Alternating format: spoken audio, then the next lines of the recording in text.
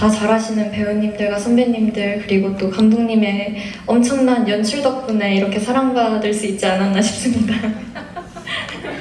방금 멘트를 제가 말하려고 했는데 또 육부가 뒤에 나오기 때문에 앞에가 제발 재밌어라 제발 재밌어라 육부를 보니까 그나저나 시아 배우는 지금 정말 쉬지 않고 촬영을 하고 있는데 본인의 작품을 못 보는 게 계속 늘어만 가네요. 지금 기리고도 봐야 되고 길복순도 봐야 되고. 물론 형욱이의 이런 사고와 죽음이 너무 미안하고 그러겠지만 저 강민아는 미안해요. 나리는 어떨지 모르겠지만 뭐 시원과 나리가 손을 잡고 엄청난 빌런이 되어서 다시 나타나는. 둘이 손잡으면 무섭긴 할 것 같은데 둘이 성격 진짜 안 맞을 것 같아요. 아무리 나리와 시원이가 손을 잡고 나타나도 전국에 있는 또 다른 세아와 하준이들이 하준이 아직 소원을 안 쓴 걸로 알고 있는데 부활 그러면서 거기 기숙사에 귀신이 많이 나온다고. 근데 거기서 갑자기 그 한 4층쯤에 불빛이 팍 들어왔다가 꺼지고 그러면 거기가 아까 얘기 드렸던 그 기숙사입니다. 특별한 게스트들을 초청해서 이야기를 나눠보는 부천국제 판타스틱 영화제 대표 프로그램입니다. 기말 게스트 지금부터 시작할 거고요. 오늘 게스트분들이 좀 많이 오셨습니다. 기리고의 주역들이 등장하실 때 큰 박수 부탁드리고요. 박윤서 감독님, 그리고 배우 강민아, 현우석, 이효재, 김시아, 최주윤까지 여러분 모시겠습니다. 박수로 맞이해주시기 바랍니다.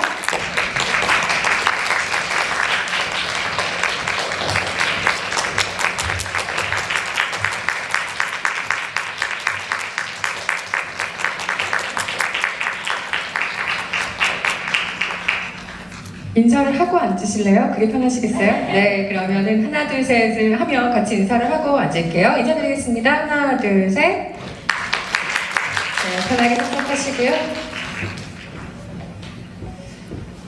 기리고가 공개된 이후에 이렇게 오픈된 자리에서 이야기를 나누는 게 처음이라고 들었어요. 그래서 오신 분들도 지금 좀 많이 긴장하실 것 같고 또 팬분들도 설레는 마음으로 오늘 자리하셨을 것 같은데요. 일단 한 분씩 인사를 먼저 들어보고 저희 본격적으로 시작하도록 하겠습니다. 감독님부터 부탁드릴게요. 네, 안녕하세요. 저 기리고 연출을 맡은 박윤서라고 합니다. 네, 안녕하세요. 기리고에서 강하준 역을 맡은 배우 현우석입니다. 이렇게 와주셔서 감사합니다.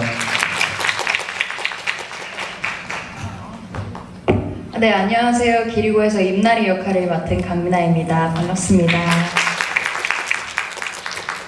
네, 안녕하세요. 기리고에서 권시현 역할을 맡은 최주은입니다.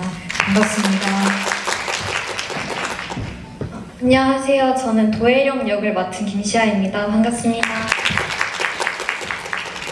안녕하세요. 저는 최형욱 역할 맡은 이효재입니다. 이효재 분은 본인이 오신 거 맞죠? 지금 전혀 다른 모습으로 나타나셔서 많이들 당황하고 계실 것 같은데요. 일단 가벼운 질문을 앞서서 한두 개 먼저 드려보고 분위기를 좀 풀고 시작하도록 하겠습니다. 일단 올해 상반기에 가장 화제가 됐던 작품을 꼽으라면 올해는 기리고를 빼고 이야기를 하기가 좀 어려운 해가 아닌가라고 생각합니다. 한국뿐만 아니라 글로벌 무대에서 엄청나게 사랑을 받았죠. 그 과정을 감독님 그리고 배우분들 즐거운 마음으로 또 신기한 마음으로 지켜보셨을 것 같은데요.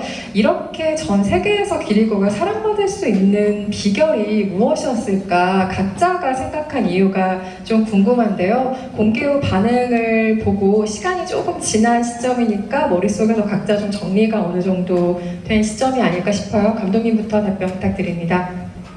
네, 우선 오신 분들 대부분 봐주셨을 거니까 너무 감사드리고요. 제가 생각한 거로는 지금 우리나라뿐만 아니라 해외에서도 약간 좀 신선한 거, 이야기적으로도 그렇고 또 나오는 인물들, 배우들도 그렇고 좀 신선한 것들을 많이 찾는 것 같아요. 근데 국내에서는 특히 여기 계신 이렇게 새로운 배우분들이 크게 이렇게 많은 분들이 사랑해 주시는데 큰 도움이 됐던 것 같고, 해외 쪽에서는 그 1, 2부가 지나고 나서 좀 익숙한 그 코드가 지나고 나서 오컬트 쪽 약간 한국적인 오컬트가 가미가 되면서 그런 부분들을 굉장히 좀 새롭게 봐주셔서 즐겨주시지 않았나 뭐 그런 생각을 하고 있습니다. 네, 저도 감독님이랑 너무 똑같은 생각이고 이제 어쨌거나 새로운 얼굴들이 보여지고 저희가 YA 호러, 영 어덜트 호러라고 홍보를 했는데 이제 또 새로운 장르로서 보여주는 그런 매력이 있지 않았나라는 생각을 하게 됩니다. 우선 일단 저희가 사실 이 자리에 있는 것만으로도 여러분들이 많이 사랑 주셔서 이 자리에 있을 수 있다고 생각이 들어서 너무 감사드린다는 말씀 꼭 드리고 싶고, 저는 아무래도 조금 뭐 파격적인 장면들과 그리고 각각 인물들의 스토리가 조금 국내나 해외에서도 많은 사랑을 받을 수 있는 비결이지 않았나 싶습니다. 네. 감사합니다, 여러분. 저도 앞선 내용들에 너무 동의를 하고, 그리고 덧붙여서 말씀을 드리자면 인물마다 그리고 있는 내용이 다 달라서 보시는데 굉장히 여러 가지를 느끼셨을 수 있을 거라고 저는 생각을 했고, 그 인물들의 매력에 푹 빠져서 많이 봐주셨던 것 같아서 아마 그게 비결이 아니었을까 생각합니다. 이미 앞에서 너무 많은 이유들을 말씀해 주셔서 제가 생각했을 때는 일단 다 너무 연기를 다 잘하시는 배우님들과 선배님들 그리고 또 감독님의 엄청난 연출 덕분에 이렇게 사랑받을 수 있지 않았나 싶습니다. 방금 멘트를 제가 말하려고 했는데 우선 정말 배우들의 뚜렷한 개성을 이렇게 화면 안에 잘 담아주신 감독님의 뛰어난 연출력과 그리고 이제 많은 스태프분들의 노고 덕분에 이렇게 잘 나왔다고 생각하고, 또 이렇게 소비해주신 관객분들, 시청자분들이 계셨기 때문에 또 이렇게 좋은 작품이 나오지 않았나 하는 생각이 듭니다. 봐주셔서 감사합니다.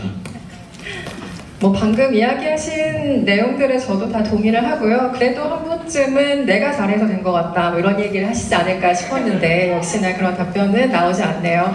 스마트폰이라고 하는 게 지금 저도 들고 있고요. 그리고 여러분도 그렇고 일상생활에서 사실 이 기계를 빼놓고 현대사회를 얘기하기 참 어렵죠. 모든 생활이 사실 이 기계 안에서 돌아간다고 해도 과언이 아닌데, 이런 스마트폰의 시대가 사실은 연출자들의 입장에서는 좀 많은 제약이 있을 거라고 생각을 합니다. 왜냐하면 요즘은 대면의 대화보다는 좀 텍스트로 많은 것들이 오가는 시대이다 보니까 영상문으로 이것을 표현하는 데는 좀 한계가 있다는 뜻인 거죠. 그런데 기리고 같은 경우는 이 스마트폰 자체가 중심이 되는 작품이고 적극적으로 이걸 연출에 활용해야 하는 지경까지 이르르는 이야기입니다. 이 경험은 어떠셨는지 궁금해요. 좀 독특한 경험이었을 것 같아요. 네. 우선 핸드폰이 주체가 되다 보니까 컨티뉴이티가 좀 한정화되는 게 있어서 연출하는데 조금 어렵긴 했고요. 근데 비단 사실 기리고뿐만 아니라 그 전에 뭐 했던 무빙이라든가 다른 작품을 했었을 때도 핸드폰을 이렇게 연출하는 데 있어서 되게 어려움이 많았거든요. 근데 또 한편으로 이번 작품을 하면서 조금 다르게 생각했던 부분은 그 배우가 직접 대사를 하지 않고 화면에서 텍스트로 문장을 관객들이 대신해서 읽어주다 보니까 연기적으로 이렇게 이렇게 말로 하면 되게 어색할 수 있는 어떤 문장들을 이렇게 텍스트로 보다 보니까 조금 더 좋게 볼 수 있는, 그냥 더 연기적으로 이상하지 않게 볼 수 있는 점들이 조금 있어서 한편으로는 도움받은 부분도 좀 있다고 생각합니다. 예. 아까 현우석 배우도 표현해줬지만 기리고는 영 어덜트, 영 호러 이런 표현을 많이 받은 작품이기도 했잖아요. 그래서 아무래도 젊은 배우들이다 보니까 또 이런 식의 문법에 좀 익숙한 세대였기 때문에 조금 더 그림이 잘 붙은 면이 있지 않나라는 생각이 들기도 하고요. 전체가 8부작으로 공개가 된다고 하면 각각의 화의 목표가 조금 중요한 지점이 된다고 생각합니다. 감독님 전체 8부작 안에서 작가님과 함께 좀 전체적으로 어떤 뼈대 세워주셨는지 궁금해요. 예를 들면 몇 가지 전환의 국면이 그리고는 중요하게 있죠. 1화는 당연히 세계관과 인물 소개가 우선이 되어야 할 것이고요. 중간부터 오컬트 장르가 결합되면서 장르적 변환이 한 번 있다거나 또 6화부터는 과거의 플래시백도 중심으로 들어와야 하니까요. 각각의 좀 분기점마다의 목표가 있었을 것 같습니다. 저희가 처음부터 그 목표점을 딱 세우고 그 구조를 짰던 건 아니었고요. 진행하는 이야기 속에서 아무래도 제가 처음에 작가님하고 또 기획을 같이 했던 팀들하고 이야기를 했었을 때 왜 이렇게 시리즈물이 정통 호러가 별로 없었을까라고 고민을 했었을 때 이게 한 번에 보지 않고 끊어서 보게 되면 아무래도 몰입도에서 많이 빠져나오다 보니까 덜 무섭지 않을까? 그럼 장르적인 관객들이 원하는 것들을 충분히 만족시키지 못할 수 있겠다라는 생각을 좀 해서 최대한 관객들을 한 번에 1부부터 8부까지 쭉 볼 수 있게 만들어 보자라는 게 제일 큰 목표였고 그러다 보니까 관객들이 지루할 틈을 주지 않아야겠다라는 생각을 많이 했고 장르 변주를 최대한 많이 끌어내자라는 생각을 해서 이렇게 장르 변주를 많이 줬던 것 같습니다. 저주도 여기서는 좀 정지하기가 어렵고 타이머처럼 계속 흐르고 시리즈 자체도 1화에서 2화, 2화에서 3화 넘어갈 때 좀 정지 버튼을 누르기 어려운 작품이기도 하죠. 순식간에 8화를 아마 여기 계신 분들도 다 보셨을 것 같고 저 역시 그런 시청자 중에 한 명이었습니다. 배우분들께 공통 질문을 드릴 텐데 아쉽게도 이 질문에는 김시아 배우는 대답을 해주실 수가 없을 것 같아요. 지금 이 자리에 계신 유일한 미성년자이기 때문에 기리고를 합법적으로 보실 수가 없는 나이입니다. 그래서 네 분의 배우에게 공통 질문으로 드릴 텐데요. 여기 계신 분들을 쭉 모아놓고 보니까 제가 가장 처음 든 궁금증은 그거예요. 이 5분이 언제 처음 만나셨을까? 현장에서 같이 만난 적은 있을까? 이런 생각이 들기도 해서 각각 자신이 연기하지 않은 파트를 봤을 때 시청자로서 어떠셨는지 궁금해요. 그러니까 현우석, 강민아 그리고 이효재 배우 같은 경우는 과거의 파트들을 전혀 보지 못한 상태로 촬영을 하셨을 거고 그리고 최지훈 배우도 현재의 이 기리고 상황이 어떤지를 보지 못한 채로 또 과거 분량을 촬영하셨을 텐데요. 각각 내가 등장하지 않는 파트의 부분들을 시청자로서 보셨을 때 기리고가 어떻게 느껴졌었는지 궁금합니다.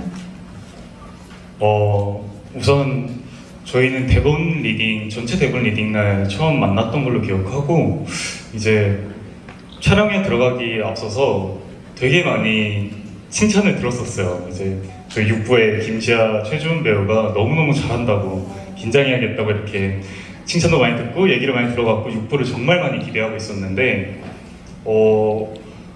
네, 너무나도 재밌었어요. 어떠한 제가 촬영했던 분량이 아닌 다른 장면들을 보니까 근데 또 제가 갔던 공간을 보니까 되게 무슨 나 저기 갔었는데 이러면서 너무 잘했더라고요. 그래서 어떠한 다른 영화를 보는 것만 같은 느낌이 들었었고 이제 되게 그렇게 과거로 들어가는 화를 보니까 이래서 기리고가 만들어졌구나를 다시금 느끼게 되는 그리고 저래서 이제 우리 형욱이가 저렇게 됐구나 하면서 또 마음도 아파지는 그런 것 같았어요. 네.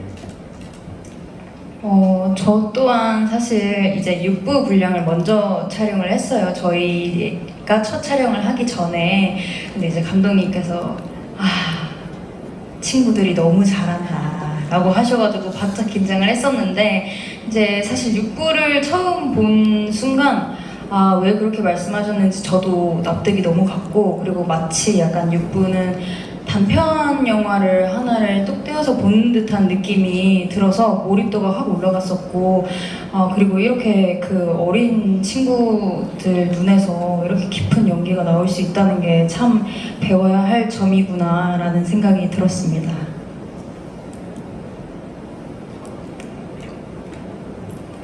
네, 저는 6부는 되게 드라마적으로 푼 화라고 저는 생각을 했었는데 앞선 현지의 사람들을 보니까 되게 빠르게 진짜 기리고가 뭘 보여주고 싶어 하는지를 막 이렇게 되게 빠르게 재미있게 보여주셨다고 저는 생각을 했고 또 6부가 뒤에 나오기 때문에 앞에가 제발 재밌어라 제발 재밌어라 6부를 보니까 제발 재밌어라 이러면서 제가 봤는데 너무너무 저도 몰입하고 막 봐가지고 6부에 이렇게 확 왔었던 그런 기억이 있는 것 같습니다.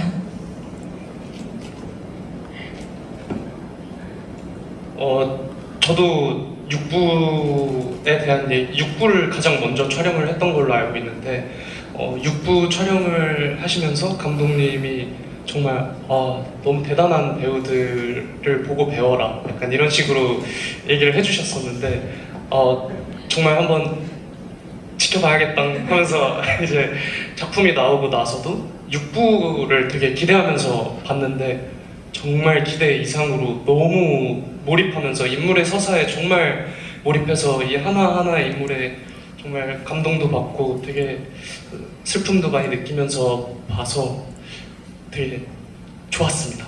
너무 좋았습니다.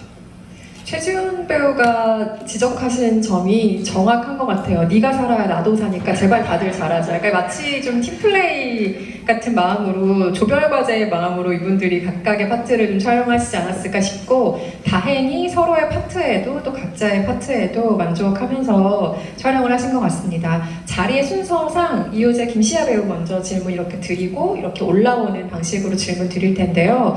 두 분의 캐릭터 그러니까 현욱과 혜령은 사실 시청자들 앞에 가장 먼저 나타나는 피해자죠. 그리고 그 잔상이 계속해서 시청자들의 이미지로 좀 남는 캐릭터이기도 한데 저주에 얽힌 첫 번째 피해자들이라고 해야 될까요? 두 분이 연기하신 캐릭터가 그런 캐릭터죠. 그럼 두 분 모두 반복 등장하는 너무 잔혹한 장면이 있죠. 그래서 일단 이효재 배우께는 본인이 계속 돌아가셔야 하는 그 장면을 반복 관람해야 했던 고통도 좀 있었을 것 같다는 생각도 들기도 한데 그 두 분이 촬영 당시의 기억이 어떻게 남아있는지 왜냐하면 너무 중요한 장면이고 핵심적인 장면이어서 두 배우가 어깨에 진 짐이 적지 않았겠다 싶은 장면이기도 했고요. 또 같은 동작이긴 한데 저는 보면서 두 분이 좀 미묘하게 다른 톤으로 연기하고 있다라는 생각이 들었는데 물론 다른 사람이니까 다른 연기를 했을 수도 있지만 그보다는 가장 먼저 저주를 거는 사람의 입장과 저주를 당하는 사람의 그 미묘한 입장 차이라고 할까요? 그래서 이에 대한 생각도 두 분 어떻게 답변 주실 수 있는지 궁금합니다.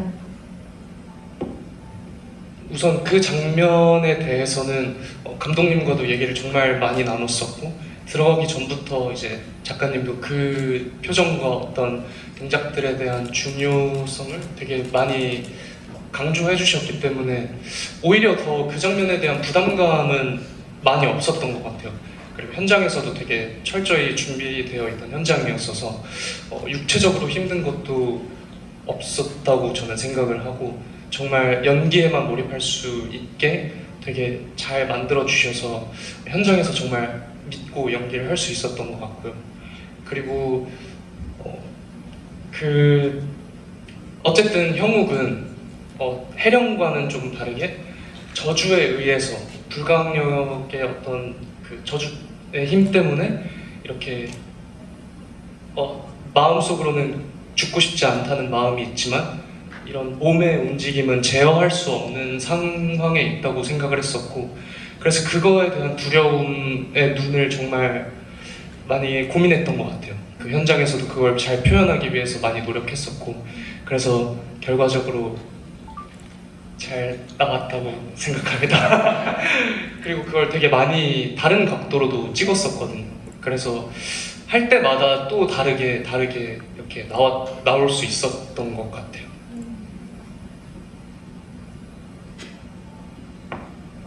저는 그때 촬영했을 때를 생각을 하면 되게 그게 아무래도 목에 특수 분장을 하고 또 이제 칼로 찌르는 거에 맞춰서 피 호스가 이렇게 나와야 되는 상황이었어요.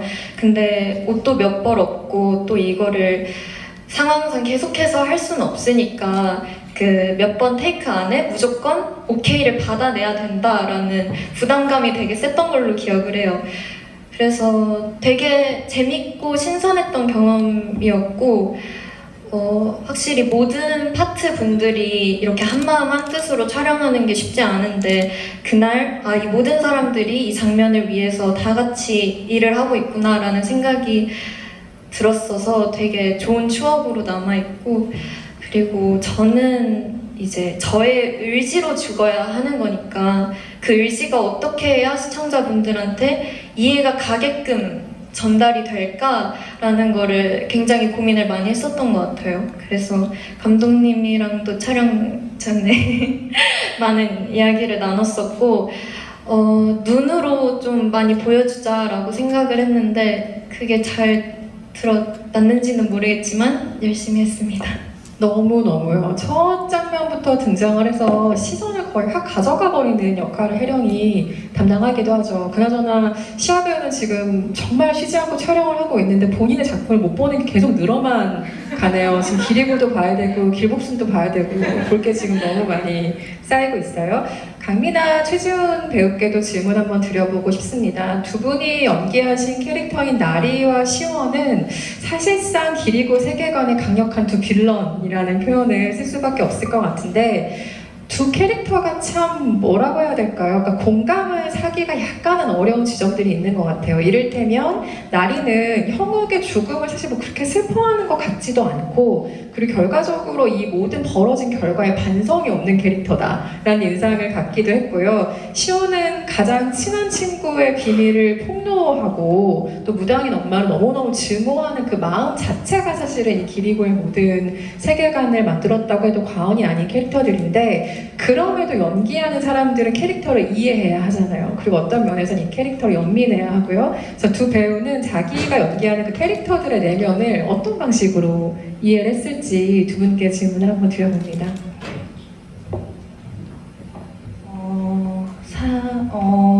저부터 말씀드리자면 저는 처음에 이제 대본을 봤을 때부터 나리라는 인물이 가진 애정결핍이 조금 외롭구나라는 감정을 좀 많이 느꼈거든요. 그 나리라는 인물이 되게 굉장히 외로운 인물이다. 어떻게 보면은 끝까지 갔을 때 물론 형욱이의 이런 사고와 죽음이 너무 미안하고 그러겠지만 저 강민아는 미안해요. 나리는 어떨지 모르겠지만 뭐 이제 형욱의 그런 죽음이 이제 일어났지만 뒤에 갈수록 약간 자신의 처한 상황들 안에서 선택을 해야 되는 나리가 어떻게 보면 나리도 그냥 18살 소녀일 뿐인데 아직 학생일 뿐인데 그런 좀 어쩔 수 없는 선택을 해야 하고 또 약간 좀 말이 안 되는 이런 저주에 걸리고 이런 것들이 저는 사실 이해하려고 노력했다기보다 나리가 가진 외로움을 보다 보니까 자연스럽게 이해가 됐던 것 같아요. 조금 안쓰럽기도 하고 제가 나리를 저는 좋아해서 그런지 모르겠지만 나리를 뭐 이해가 안 가는 부분도 있었지만 그 부분은 저주에 넘기고 떠넘기고 사실 나머지 부분들은 나리의 외로움과 안타까움으로 자연스럽게 이해가 됐던 것 같습니다. 저는 맨 처음 대본 읽었을 때 시원이가 너무 무자비하게 나빠가지고 이거 어떻게 이해를 해보지? 이런 약간 생각이 먼저 들었었는데 근데 이제 감독님이랑 얘기를 많이 나누고 어쨌든 시원이의 키는 그 무당인 엄마를 죽도록 싫어하는 그거였다고 생각을 했어요. 그 비밀을 숨기기 위해서 이 모든 게 일어난 거니까. 그래서 감독님이랑 엄마 때문에 아빠도 어떻게 되고 막 이런 얘기를 많이 했었거든요. 그런 해석들을 많이 감독님이랑 얘기를 해보고 그리고 시원이가 그렇게 할 수밖에 없었던 이유들을 계속 좀 찾으려고 했었던 것 같아요. 그리고 나 최지훈에게는 그렇게 말하지 못할 비밀이 무엇이 있었을까 이런 경험들을 생각해 보면서 최대한 비슷하게 시원이한테 다가가려고 노력을 했었던 것 같습니다. 네. 맞아요. 그리고 이 캐릭터들 전체가 고등학생이라는 점을 생각하면 조금 더 이해가 생기는 것 같기도 해요. 그러니까 그 나이대에 아주 사소한 갈등 그리고 오해 이런 게 대화로 풀리지 않는 많은 것들이 좀 부정적인 감각으로 발화되는 어떤 세대이기도 한 것 같은데 그 시기이기도 한 것 같은데 그게 저주가 된다라는 것이 사실상 기리고의 세계관의 배경이기도 하죠. 이들이 조금 더 터놓고 대화를 나눌 수 있는 나이대였다면 또 이런 식의 비극은 일어나지 않았을 것이고 각자가 짊어지는 어떤 마음속의 부담 같은 것들도 조금 덜어졌을 수 있겠지만 고등학생이었다는 점이 또 이 작품의 핵심이 아닐까 싶고요. 현우석 배우는 5명의 그 친구들 가운데 가장 분석적이고 이성적인 캐릭터죠. 사실 이 친구 없었으면 어쩔 뻔했어요. 아무도 그 위치도 찾아줄 수 없고 분석도 할 수가 없는데 참 중요한 역할을 하셨죠. 그리고 노재원 씨가 연기한 방울과의 장면에서는 갑자기 두 분의 그 티키타카를 보다 보면 그게 분위기가 살짝 코미디로 넘어가는 이런 지점들도 있죠. 그래서 왠지 배우가 표현에 고민이 정말 많았을 것 같다는 생각이 들었어요. 그러니까 분위기가 조금씩 내가 동떨어지는 건 아닌가 하는 고민을 당연히 하게 하는 캐릭터였다고 할까요? 어떠셨어요? 사실 하준이라는 캐릭터는 되게 설명을 많이 해주고 좀 더 이성적이고 조금 더 냉정하게 상황을 판단하는 캐릭터인데 그러면서 되게 이 친구가 어떻게 하면 이런 얘기들과 좀 뭔가 그런 매형과 햇살 누나의 관계를 어떻게 좀 받아들여야 될까를 많이 고민했었던 것 같고 하준이가 물론 코딩을 하는 실력도 너무 중요하지만 그런 관계성을 조금 더 깊게 생각하는 마음이 더 중요하다고 생각하긴 했어요. 그래서 이제 매형이라는 사람이 왜 처음에는 조금 그런 마음이다가 점점 좋아지는지 또 햇살 누나와는 어떤 과거가 있기 때문에 이렇게 하준이가 전화도 안 받고 문자도 안 받고 하는지 그러면서 처음 만났을 때 표정은 어땠을지 또 매형과의 그런 그렇게 부르지 말라고 했죠 라고 하는 대사가 왜 나왔을지와 같은 그런 관계성을 많이 생각하고 감독님과 상의하고 얘기했던 것 같아요. 그리고 하준이라는 친구가 되게 앞에 말씀드렸다시피 조금 더 시니컬하고 무뚝뚝한 친구인데 그럼에도 감정이라는 게 있는 사람이잖아요. 그래서 그런 뭔가 매형이 다쳤을 때나 뭔가 너무 급한 상황이나 정말 감정이 치닫는 그런 상황에서는 어떻게 얘가 또 보여주게 될까를 많이 고민하고 생각하고 현장에 갔었던 기억이 있습니다. 감독님께 또 연출에 관련된 질문 하나 드려보고 싶은 것은 여기에서 중요하게 등장하는 한국적인 샤머니즘에 관한 것인데 이 장치가 왜 재미있었는가 하면 스마트폰은 가장 현대적인 물건인데 무속신앙은 사실 가장 오래된 것 중에 하나잖아요. 이 두 가지가 그 안에서 어떻게 결합되는가가 사실상 기리고의 관건이라고 해도 과언이 아니었을 텐데 그 안에서 샤머니즘의 연출은 디테일을 어떻게 잡아가셨을지 좀 궁금한 게 가령 뭐 저주의 세계에서 문을 통과해야 한다라던가 가면을 써야 한다던가 하는 장치는 왠지 온전한 상상의 영역이 아닌 것 같다. 어떤 레퍼런스가 있을 것 같다라는 상상을 하게 하기도 했고요. 또한 여기에는 두 개의 거대한 샤머니즘의 세계가 있죠. 전소희 씨가 연기한 햇살의 세계가 있고 또 잠깐 나오지만 시원의 엄마였던 업순 그 무당의 형식에는 또 일말의 차이가 좀 보이는 것 같기도 하고요. 관련 이야기 좀 부탁드립니다.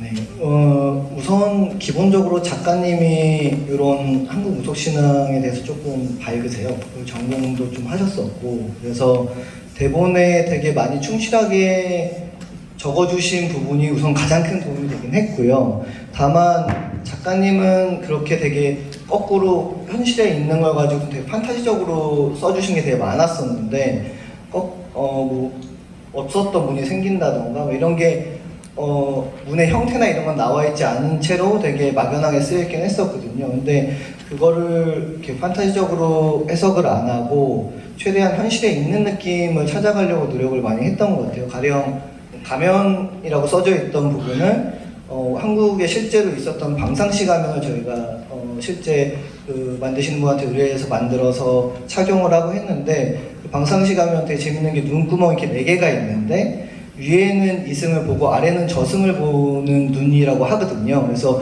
뭐 햇살 원래는 대본에 없었지만 햇살이 가면을 올려서 아래 눈구멍을 올리는 순간 어떤 세계가 보인다던가 이런 것들을 실제 우리나라 민속학적으로 있던 부분들을 조금 더 디테일을 찾아서 현실적으로 있는 것들을 맞춰서 최대한 보여드리려고 했던 게 하려고 노력을 많이 했던 것 같습니다. 그 부분은. 그리고 햇살이랑 방울의 기본적인 토대가 제주도 무속 신앙에서 왔거든요. 그게 이제 작가님 제주도 분이시라서 더 이렇게 써주셨던 것도 있는 것 같긴 한데, 그래서 뭐 햇살 방에 있는 김해라는 하얀 천처럼 생긴 부적 같은 것도 있는데, 그런 것도 리얼리티를 최대한 살리려고 실제 만드시는 그 장인분한테 해서 만들어서 그런 거를 쓰거나 뭐 이런 분들 최대한 실제 있는 것들을 살리려고 노력을 많이 했던 것 같아요.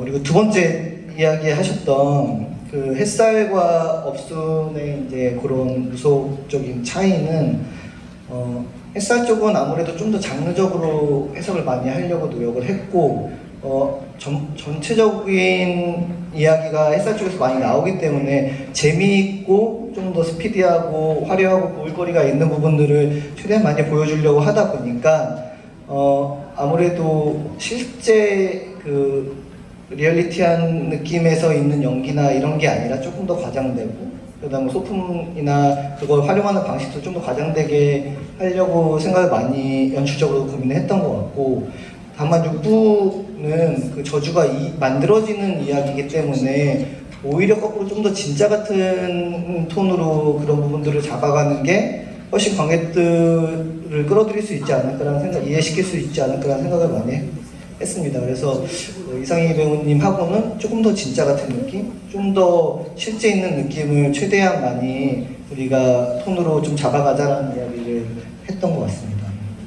실제로 그 업순의 그 신당이라든지 그리고 이미지들은 우리가 무속신앙에서 익숙하게 접했던 것들이기도 하죠. 뭐 누군가의 뭐 머리카락 같은 게 필요하다라던가 덜미 같은 개념도 좀 나오기도 하고, 뭐 피가 필요하다 이런 식의 개념들, 그리고 치성을 드려야 되는 부분들, 이런 것들은 아마도 좀 익숙한 부분이고, 말씀하신 것처럼 햇살과 방울의 부분은 기리고를 추동하는 좀 어떤 장르적인 재미로서의 견인을 담당하는 샤머니즘으로 기능하고 있다는 생각 듭니다. 배우분들 공통 질문 드려보고 싶은데요. 이효재 배우님부터 답변을 차례로 한번 들어보도록 할게요. 김시아 배우는 대본은 보셨으니까 이 질문에는 답을 하실 수가 있겠습니다. 기리고의 엔딩이 사실 모두의 마음을 좀 설레게 하죠. 과연 이 다음에 어떤 일이 벌어질 것인가? 출연한 배우들은 이 마지막을 어떻게 해석하고 있을까요? 잠깐 엔딩을 되짚어보면 아마도 이게 생일이었던 것 같죠? 어떤 휴대폰을 준 오우거 민수남이라는 사람의 채팅이 누군가와의 채팅으로 벌어지는데, 그게 왠지 나리가 살아있는 것이 아닌가? 혹은 어떤 세계에 아직 갇혀있는 것이 아닌가라는 상상을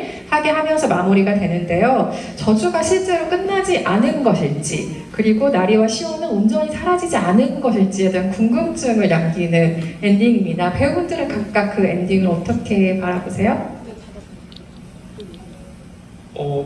우선 제 개인적인 생각으로는 뭔가 저주는 계속해서 진행되지 않을까 하는 생각을 했던 것 같은데요. 자세한 거는 저도 잘 모르겠습니다.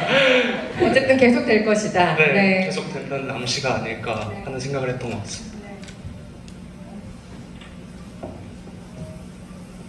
저는 저도 저주가 계속 되고 있을 거라고는 생각을 하는데, 그게 나리로부터 뭔가 일이 일어나지 않을까. 어찌되었든 엔딩 부분에 나리에 대한 언급과 그리고 또 행방이 아예 밝혀지지가 않잖아요. 그래서 나리 언니가 나리한테 뭔가 일이 생기지 않을까, 네, 그렇게 생각을 했습니다. 네, 저는 이건 그냥 제 개인적인 약간 바램인데, 시원과 나리가 손을 잡고 엄청난 빌런이 되어서 다시 나타나는 그런 것 좀 상상을 해봤던 것 같습니다. 네. 둘이 손잡으면 무섭긴 할 것 같은데 둘이 성격 진짜 안 맞을 것 같은 생각이 생각이 들기도 하는데, 네. 박민아 배우 답변 들어볼까요? 사실 저희도 이제 집에서 보는 입장이다 보니까 사실 저는 소영 배우가 저희 집에 자주 놀러 오거든요. 세아 역할의 전소영 배우가. 그래서 과연 이 핸드폰 속의 비밀은, 이 숫자의 비밀은 뭘까? 앉아서 둘이서 1시간 동안 토론을 했어요. 야, 이게 뭘까? 이러면서 저희도 이제 그 처음 보니까 이거는 그러면 시원이가 이 저주 공간을 만들었기 때문에 시원이가 사라졌다고 하더라도 이 만든 이의 생일로 이렇게 끝난 건 아닌가? 혹은 아니면은 뭔가 약간 그냥 별 의미가 없을 수도 있지만 하나의 뭔가 약간 그 궁금증을 약간 뭐라 그러죠? 궁금증을 불러일으키기 위한 약간 하나의 뭔가 약간 트릭인가? 이러면서 토론을 했는데, 그냥 제 개인적인 생각에는 아까 처음에 말씀드렸던 뭔가 시원이가 그 저주를 만든 본인이니까 시원이의 생일로 뭔가 약간 이렇게 끝나지 않았나라는 그냥 개인적인 그냥 강민아로서의 상상입니다. 네, 상상을 해보았습니다. 네. 사실 저도 결말에 대한 부분은 네. 근데 어디선가는 계속 저주가 이어지고 있을 것이고 어디선가는 누군가의 희생이 일어나고 있을 텐데, 아무리 나리와 시원이가 손을 잡고 나타나도 전국에 있는 또 다른 세아와 하준이들이 또 힘을 합쳐서 물리칠 수 있지 않을까라는 생각도 하게 되는 것 같고, 근데 어디선가 저도 저주가 일어나고 있지 않을까라고 조금은 생각되는 것 같아요. 그렇네요. 그 생각은 또 못했네요. 전국에 체육 잘하는 친구들과 코딩 잘하는 친구들이 다 또 모여서 무언가를 대항해야 될 수도 있겠죠. 감독님께 마지막 질문 하나 드리고 객석으로 마이크를 넘겨서 질문 같이 받아볼 건데요.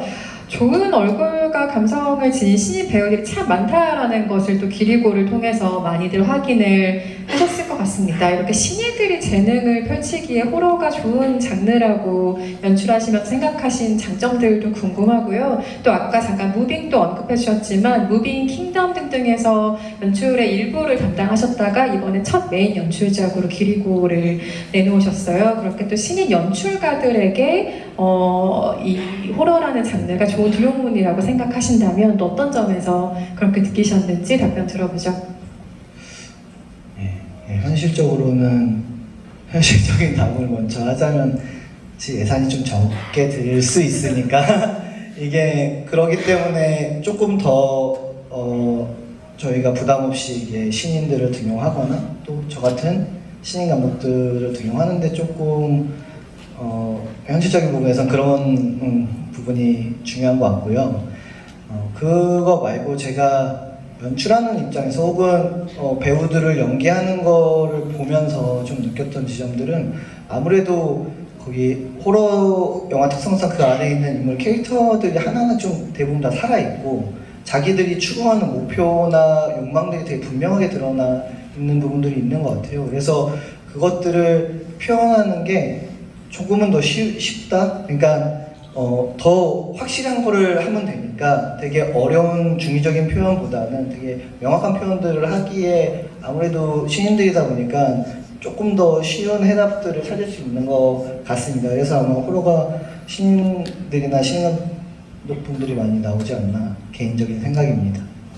맞아요. 그리고 시리즈에 여러 캐스트가 등장하는 작품의 경우에는 특성상 한 캐릭터가 굉장히 정확한 캐릭터 타입을 담당한다라는 것이 있는 것 같아요. 그래서 말씀하신 것처럼 배우들이 목표를 세우고 좀 명확하게 캐릭터를 만들어 가기에 용이한 장르인 것 같다는 생각을 하기도 하고요. 감독님께서 장점으로 연출에 대한 부분도 설명을 해주셨습니다. 객석에서 궁금하신 점 많으시겠죠? 손 들어주시면 마이크 전달드릴 텐데요. 이쪽에 세 번째 줄에 계신 관객분께 먼저 마이크 드립니다.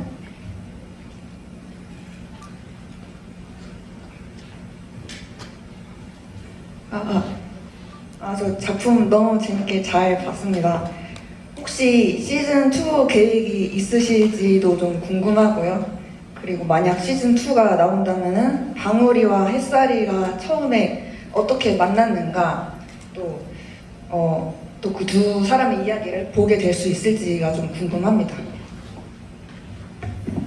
제일 어려운 질문이네요. 저도 시즌2가 나올 수 있을지 궁금하고요. 아직 딱 결정을 한 건 없고요. 저희도 내부적으로 이야기들을 많이 하고는 있고요. 뭐 만약에 시즌2가 나온다면 방울이랑 햇살의 이야기가 조금 당기지 않을까요? 그렇게 생각을 하고 있습니다. 왜냐하면 너무 이렇게 뿌려두기만 해놓고 사실 이렇게 걷어들인 게 없으니까 방울 햇살에 대한 전사에 대한 이야기는 작가님이 처음에 이제 저 대본을 이렇게 보여주셨을 때부터 좀 많이 갖고 계셨던 것 같고, 예, 그래서 작가님한테는 이야기는 충분히 있는 것 같아서 만약에 2가 나온다면 어느 정도는 나오지 않을까 생각하고 있습니다. 이럴 때 사실 가장 아쉬워지는 사람은 시즌1에서 깔끔하게 세상을 떠난 캐릭터들입니다. 그래서 끝에 계신 두 분께 의견을 여쭤보지 않을 수가 없습니다. 만약에 시즌2가 만들어진다면 두 분의 바람은 또 어떻게 가게 될까요? 그냥 지금 자유롭게 상상해보자면 이효주 배우 그리고 김시아 배우께 마이크 드립니다. 그 하준이 아직 소원을 안 쓴 걸로 알고 있는데 부활 그런 개인적인 바람이 있지만 그냥 상상이고요. 하나도 욕심이 없는 것 같은 말투로 진짜 큰 야심을 얘기하셨네요. 네, 흥미로운 답변입니다. 김시아 배우께서는요? 저는 환생하고 싶습니다. 환생해서 다시 등장. 장르가 여러 번 또 바뀌겠어요. 만약에 두 분의 바람처럼 된다면요. 아무래도 시즌2의 여부가 가장 궁금하시겠죠? 이 답변으로 어느 정도 궁금증이 해소됐길 바랍니다. 다음 질문 또 받아보겠습니다. 이쪽 열에 계신 관객분이요.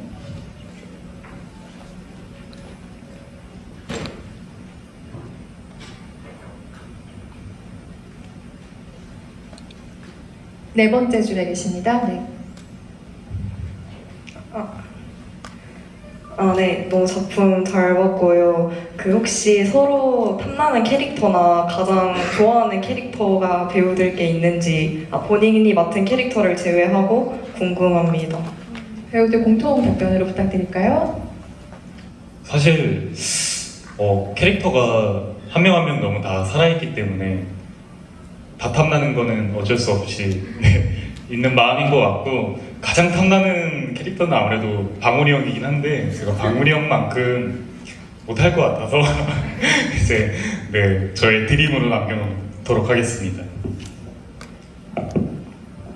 저는 사실 6부를 보면서 가장 두 인물의 성격이 정반대잖아요. 그래서 오히려 한 인물 조금 탐이 많이 났던 것 같아요. 시원이랑 이제 혜령이의 인물이 너무 성격도 정반대고 하다 보니까 둘 다 탐났던 것 같아요. 약간 조금 나리 같은데. 네, 전 두 인물이 좀 탐났습니다. 저는 나리가 제일 탐났는데요. 나리가 인기도 제일 많고 그리고 되게 매력적인 빌런이라고 저는 생각을 했었어가지고 나리 재밌겠다 이렇게 혼자 생각을 했었던 것 같습니다. 저도 사실 나리 캐릭터가 정말 매력적인 캐릭터라고 생각을 했어서 정말 연기하면서 너무 재밌겠다라는 생각이 들었는데 또 한 인물이 더 있는데 저는 성별이 바뀐다면 하준이 캐릭터도 한번 해보고 싶어요. 되게 하준이도 되게 무뚝뚝한 것 같은데 또 그렇지만은 않고 되게 재미있게 많이 풀어낼 수 있는 인물이라고 생각해서 네, 그렇게 골랐습니다. 저도 하준이 되게 매력적이라고 생각했는데 차가워 보이지만 속은 굉장히 따뜻한 인물이기 때문에 굉장히 입체적이고 너무 또 잘 해주셔서 더 탐났던 것 같아요. 약간 보는데 너무 매력 있어서 더 탐났던 것 같습니다. 이 팀에게는 조금 쿨한 캐릭터들이 인기가 많네요. 그죠? 나리랑 그리고 하준을 얘기하는 거 보니까 뭔가 좀 철두철미하거나 아니면 굉장히 차가운 빌런이거나 이런 캐릭터들의 답변이 공통적으로 많이 나왔습니다. 하지만 답변은 이렇게 하셔도 사실 본인이 연기한 캐릭터를 가장 좋아하실 거예요. 그 마음으로 다들 연기하셨을 테고요. 다음 질문도 받아볼까요? 이쪽 네 번째 줄에 계신 관객분께 마이크 전달 부탁드립니다.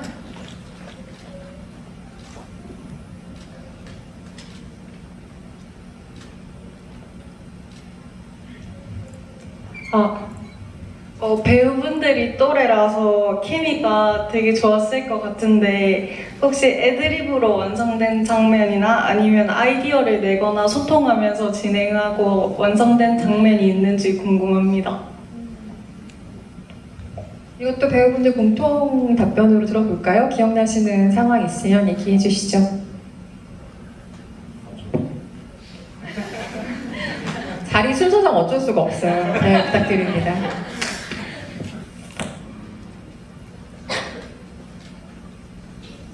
사실 그 노재원 선배님과의 씬들이 많이 기억에 남긴 하는데 저희 이 서린고 5인방 친구들끼리도 좀 이렇게 장난을 많이 쳤던 기억이 있는 것 같아요. 근데 지금 뭐 생각나시는 거 있나요? 있긴 한데요. 이게 제가 얘기를 해도 될지 모르겠으나 잘 알아서 검열해서 얘기해 보도록 하겠습니다. 사실 저희가 이제 서린고 친구들 5인방에서 이제 등교를 하는 씬이 있었는데 그때 이제 처음으로 형옥이와 나리가 대립하는 장면을 보여주는 장면이었어요. 사실 나리는 어느 정도 세아와 건우의 관계를 어느 정도 알고 있다고 저는 해석을 했는데 이거를 자꾸 형옥이가 긁으니까 요즘 말로 긁으니까 조금 열이 많이 받았던 거죠. 그래서 제가 리허설 때 이렇게 좀 비속어를 쓰면서 애드립으로 비속어를 쓰면서 퇴장을 했는데 분명 감독님께서 괜찮아 그거 안 쓸 거야 라고 하셨던 걸로 기억을 하거든요. 근데 이제 이게 애드립이 그냥 그대로 나갔더라고요. 그래서 저는 기억 남는 게 있다면 그 애드립이 남는 것 같습니다. 이 자리를 빌어서 미안하다고. 제가 재원이 형만 너무 생각하고 있다가 갑자기 나리의 얼굴을 보니까 생각나는데요. 5부의 엘리베이터 씬에서 이제 너 아직도 세아 좋아하냐? 이래갖고 제가 너는 아직도 건우 좋아하냐라고 하는 장면이 있어요. 근데 이제 거기서 엘리베이터 씬 테이크를 가다가 감독님께서 이 대사 한번 해볼래? 라고 하셔갖고 넌 아직도 건우 좋아하냐? 라고 했던 그 즉석에서 만들어졌던 기억이 있어요. 네, 되게 좋아하는 씬입니다. 애드립은 시아가 얘기해주기로 해서 네, 저는 두 개가 기억이 나는데 그 시원이가 감정이 이렇게 많이 불안하거나 아니면 커질 때 사투리를 쓰는 장면이 나오는데 그거는 감독님도 그렇게 하면 너무 좋겠다라고 말씀해 주셨고 저도 동의가 되는 부분이어서 그런 장면이 나온 것 같고 그리고 혜령이랑 시원이랑 아지트에서 누워서 나는 가끔 네가 무서워 이 장면이 있는데 그 장면도 원래는 대본에 없었던 장면이었는데 감독님이 추가를 하셔서 그 현장에서 받고 했었던 그런 기억이 있습니다. 네. 제가 기억에 남는 장면은 제가 이제 기리고 앱에 소원을 빌고 막 이제 시원이랑 집 가면서 나 오늘 기태랑 눈 2번이나 마주쳤어 하는 장면이 있어요. 근데 그 장면을 하고 저희가 딱 멈춰야 되는 지점이 있는데 그 지점까지 저희가 대사가 없는 거예요. 그래서 그때 언니가 막 그렇게 좋냐? 막 이러면서 서로 그냥 막 애드립을 했었던 기억이 있습니다. 저는 저만의 그냥 깨알 디테일이 하나 있었는데 핫바 이렇게 막 손에 물고 먹는데 여기 울버린처럼 이렇게 꼬치들을 막 꽂아놨던 것들이 굉장히 저희 회심의 애드립이었습니다. 심지어 기억에 나요. 그 꽂으셨던 모양이 기억에 남기도 하고 현장에서 배우들이 각자의 캐릭터에 몰입을 하다 보면 또 그 캐릭터에 가장 걸맞는 행동이 등장하기도 하죠. 그걸 또 그 속에서 반영하는 게 연출자의 그 운영의 묘 같은 것이기도 하고요. 방금 말씀하신 내용들이 다 그런 내용이 아니었나 싶어요. 질문 또 받아볼까요? 질문 있으신 관객분 계신가요? 네, 저쪽에 손 드신 관객분 먼저 마이크 드릴게요. 안녕하세요. 그 기리고를 한 편을 쭉 진짜 몰입감 있게 보면서 들었던 생각이 아무래도 무서운 그런 장르다 보니까 저는 처음에 이렇게 쉽게 열어보지는 못했거든요. 그래서 하고 싶은 말은 이제 그 촬영을 하시면서 무서운 꿈이나 귀신 본 이런 촬영 중에 그런 것이 혹시 있으셨을지가 궁금해서 그런 경험이 있으신 분들만 답변해 주실 수 있겠네요. 네. 혹시 있으세요? 있진 않고요. 있진 않고 저는 근데 저는 그 학교가 사실 무빙대도 찍었던 같은 학교거든요. 네, 근데 그 전혀 다른 이야기긴 한데 제가 저희 기리고 프리를 준비하면서 이렇게 뭐 CG나 뭐 이런 것 좀 이제 업체에 맡길 일이 있었는데 그 업체에 계셨던 분 중에 한 분이 거기가 옛날에 지금은 구홍성여고 자리예요. 근데 거기 다니셨다 그러더라고요. 그러면서 거기 기숙사에 귀신이 많이 나온다고. 네, 그래서 그 기숙사 근처로는 안 갔던 기억이 있습니다. 저 있는 것 같은데. 제가 겪은 건 아니고 제 매니저님이 겪으신 건데 제가 화장실이 가장 무서운 곳에 있었어요. 그때 촬영을 할 때 3층 제일 끝에 구석에 있었었는데 제가 이제 화장실을 갈 때 밖에서 이렇게 기다리고 계셨었는데 그 현장에서 아무도 구두를 신을 사람이 없었었거든요. 근데 계속 또각 이런 소리를 들으셔서 제가 나오자마자 막 달려오시면서 저한테 저 방금 구두 소리를 들었다고 이렇게 하셨던 기억이 있습니다.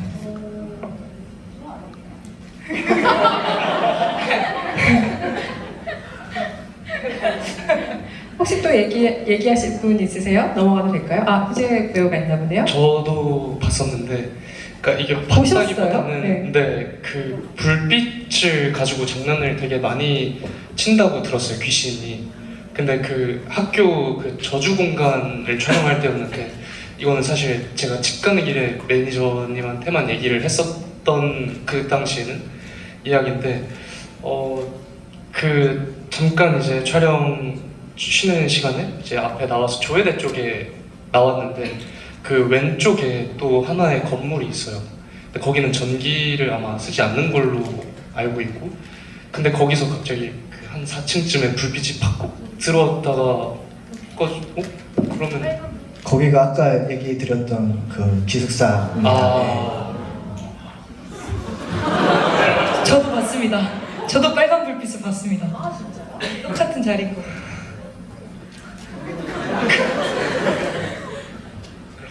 이 분위기 어떻게 수습해야 되죠? 근데 현장에서 그런 일을 한번 겪고 나면 그 다음 몰입이 괜찮으세요? 어떠세요? 휴재가 괜찮으셨어요? 그 무서움을 가지고 더 약간 좀 각성된 것도 있었던 것 같고 근데 그러고 나서 그 일을 바로 잊혔어요. 별거 아니라고 생각을 했었어. 그게 어떻게 별게 아니죠?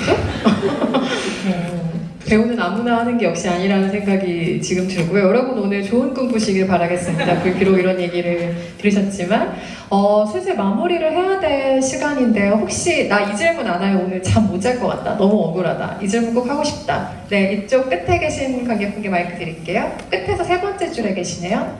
짧은 질문, 짧은 답변으로 죄송하지만 부탁드립니다.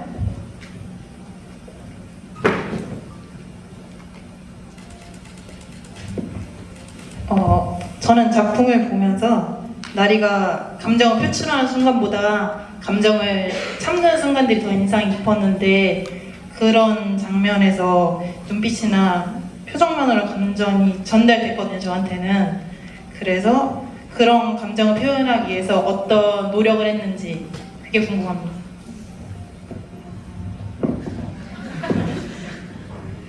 야, 우선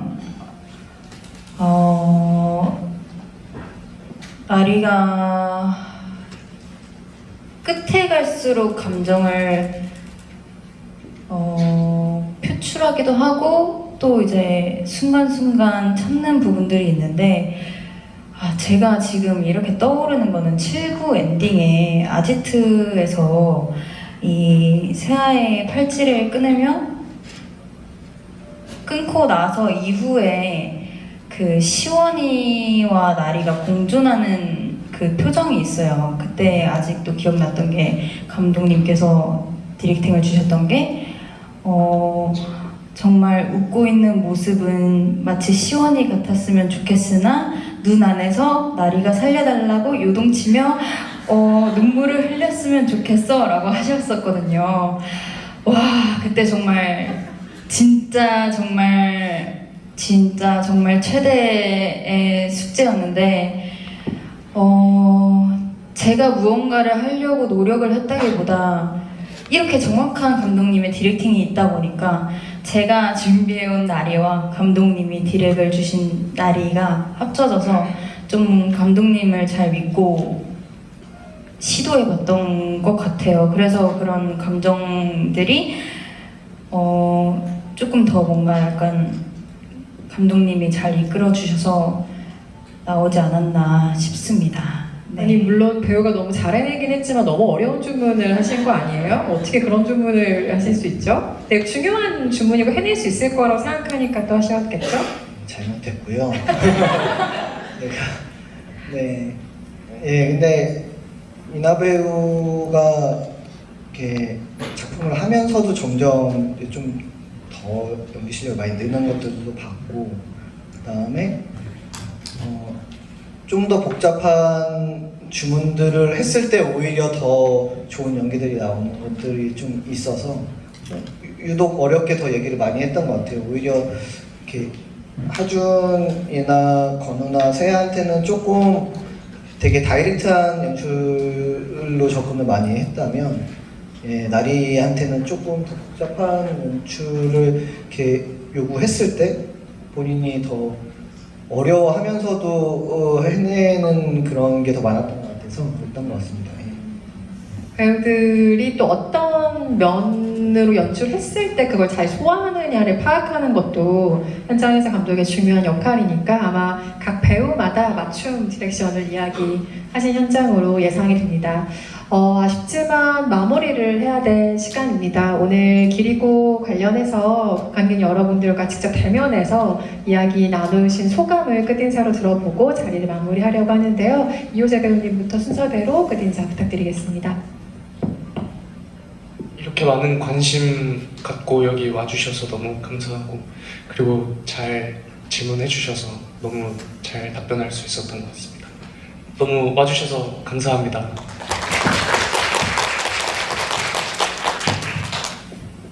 저도 오늘 되게 설레하면서 왔거든요.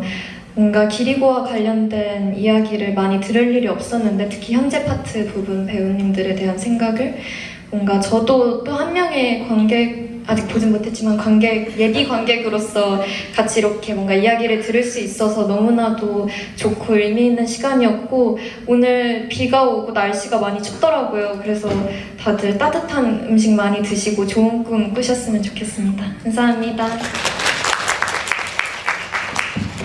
저는 기리고가 세상에 나오고 정말 많이 행복했었는데 이렇게 또 관객분들까지 만나뵙게 돼서 더할 나위 없이 행복하고 좋았던 것 같습니다. 조심히 돌아가시고 저녁 맛있는 거 드세요. 감사합니다. 참, 지금 이 자리에 있는 것 또한 너무 감사드린다고 아까도 말씀드렸지만 저희가 이렇게 기리고로 또 한 스케줄을 하게끔 이렇게 많이 사랑해 주셔서 너무 감사드리고요. 제가 참 기리고라는 작품을 좋아하고 사랑하나 봐요. 좀 그런가 봐요, 감독님. 제가 참 기리고를 많이 사랑하는 것 같아요. 그래서 여러분도 많이 사랑해 주셨으면 좋겠고, 여기는 배우분들, 그리고 여기 계신 스태프분들, 그리고 와주신 분들 너무너무 감사드리고, 항상 더 열심히 하고 발전하는 저희 기리고 배우들 그리고 되겠습니다. 네, 응원 많이 해주세요. 감사합니다. 제가 부천 국제 판타스틱 영화제에 온 거는 작년과 올해 2년째 오고 있는데요. 작년에는 관객분들을 만나 뵙고 이렇게 대화할 시간이 없었어요. 그래서 너무 아쉬웠는데 이렇게 너무나도 자랑스럽고 제가 좋아하는, 사랑하는 작품으로 관객분들과 만나 뵐 수 있음에 너무 감사하고, 그리고 또 여기에는 없지만 저희 세아와 또 이제 군대에 있는 건우도 너무나도 가서 말 잘하고 와, 내 얘기 꼭 해줘 하고 왔거든요. 그래서 대신하며 감사 인사를 전달드리겠습니다. 오늘 와주셔서 너무 감사드립니다. 네, 여기 없는 세아 건우 포함해서 여기 있는 이렇게 좋은 신인 배우분들 덕분에 사실 기리고가 이렇게 사랑을 많이 받을 수 있었던 것 같고, 앞으로 여기 있는 배우분들이 훨씬 좋고 더 좋은 작품들 많이 찍을 거니까 많이 기대해 주시고 많이 사랑해 주셨으면 감사하겠습니다. 감사합니다. 네, OTT 시리즈의 장점 중에 하나는 공개된 이후에 보고 싶으면 언제든지 다시 찾아서 볼 수 있다는 점인 것 같아요. 오늘 기리고의 추억들과 함께 이야기 들으신 김에 기리고 한 번씩 다시 정주행하시는 것도 여름에 좋은 방식일 거라는 생각이 드네요. 부천국제 판타스틱 영화제에서 좋은 시간 보내다가 가시기 바랍니다. 감사합니다.